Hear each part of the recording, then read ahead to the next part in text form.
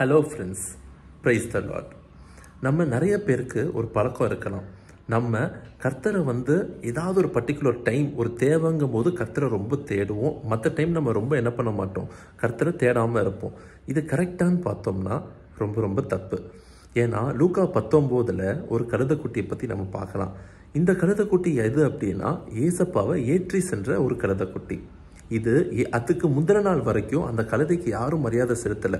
ஆனால் என்றைக்கு அது ஏசப்பாவை ஏற்றி சென்றுச்சோ அன்னைக்கு அந்த கழுதைக்குட்டிக்கு பார்த்தீங்கன்னா கனம், மரியாதை, சால்வியெல்லாம் விரித்து அதை என்ன பண்ணுறாங்க, ரொம்ப நல்ல மரியாதை கொடுக்குறாங்க. அதே கழுதைக்குட்டி அடுத்த நாள் போயிட்டு எனக்கு நேற்று மரியாதை கொடுத்தீங்கல்ல அதேமாரி கொடுங்க அப்படின்னா யாரும் கொடுக்க மாட்டாங்க. ஸோ அந்த மரியாதை கனங்கிறது அந்த கழுதைக்காகவோ அது செய்த வேலைக்காகவோ இல்லை, அந்த கழுதை மேலே இருந்தது இயேசு கிறிஸ்து. ஸோ என்னைக்கு இயேசு கிறிஸ்து அந்த கழுதை மேலே இருந்தாரோ அன்னைக்கு தான் அந்த கழுதைக்கு மரியாதை.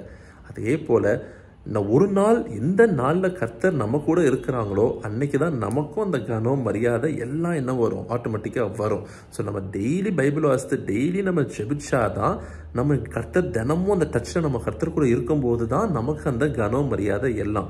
நம்ம ஒரு நாள் ஜெபிச்சுட்டு அடுத்த நாள் சரி நம்ம நேற்று ஜெபிச்சோமே அதே மரியாதை கனம் நமக்கு இன்னைக்கு இருக்கும் அப்படின்னா கிடையாது.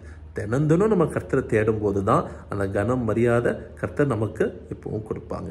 God bless you.